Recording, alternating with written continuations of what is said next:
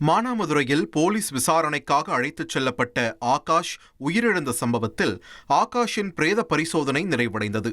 மானாமதுரையில் 2 பேர் கத்தியால் வெட்டப்பட்டது தொடர்பான வழக்கில் ஆகாஷ் என்ற 26 வயது இளைஞரை போலீசார் விசாரணைக்காக அழைத்துச் சென்ற நிலையில் அவர் மருத்துவமனையில் உயிரிழந்தார்.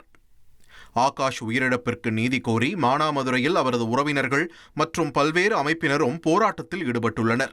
வழக்கு சிபிசிஐடிக்கு மாற்றப்பட்டு விசாரணை நடைபெற்று வருகிறது. இதனிடையே மதுரை அரசு ராஜாஜி மருத்துவமனையில் ஆகாஷின் உடல் பிரேத பரிசோதனை செய்யப்பட்டது.